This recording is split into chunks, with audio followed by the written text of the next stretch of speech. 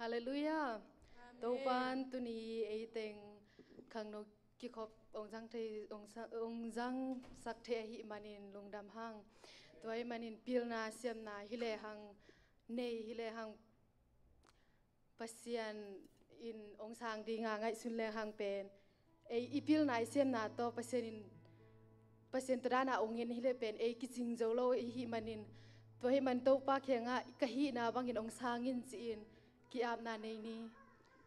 hallelujah to pa nang ma ina to pa ko na ta te to pa tu ni o khang no hun te to pa o nang ma ina o ki khom thei ding ina to pa o nang ma chiram na te nong piak manin kan hu adam ni to pa o ki na tanu ma ma jong to pa nang ma in pil na siam na hang hile to pa o bang ma nei king to pa o nang ma ina to pa o nang ma in ong jang gin chi in to pa o nang ma in ko na ta te ki mi to pa ken si jesu mi song in to ke ni to pa o hallelujah.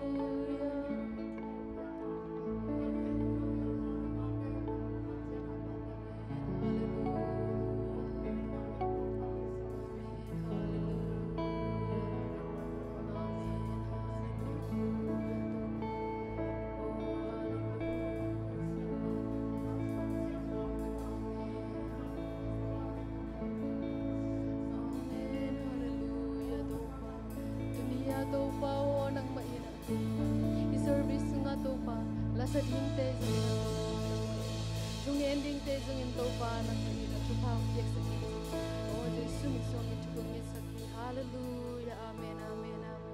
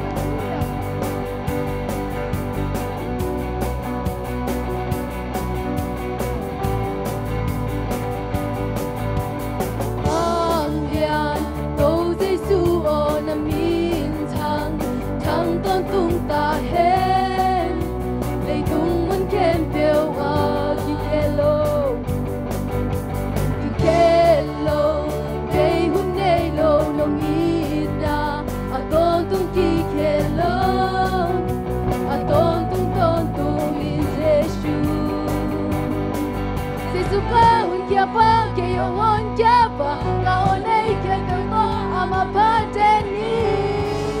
nang kong pati abang lian seisu nang kong paten ding abang lian ke to seisu nang kong pati abang lian seisu nang kong paten ding abang lian ke to seisu kong pati.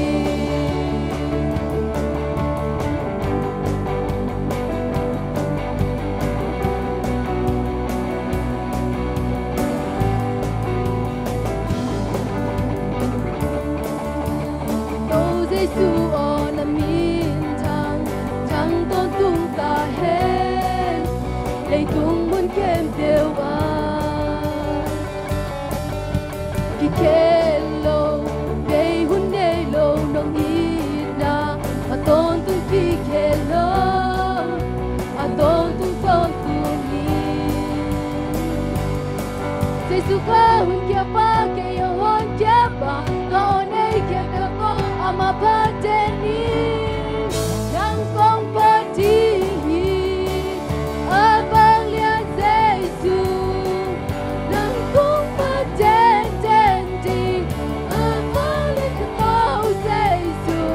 nang kong pati abang lian Giêsu nang kong paten abang lian ko Giêsu kong pati.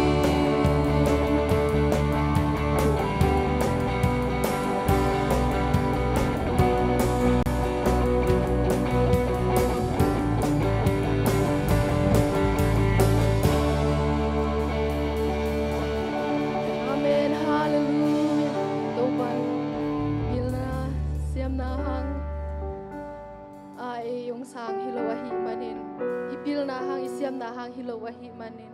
toba tunga lundam ko khomni hallelujah.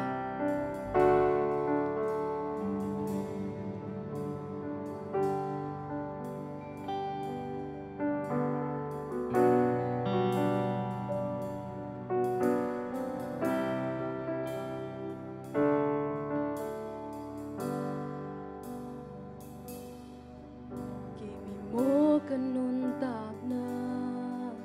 nung ina kang ay sutya hampalway kato Giêsu hangin ama na asem dingin kanun ta na hong temanin ina sem ilong to pa na sem kahit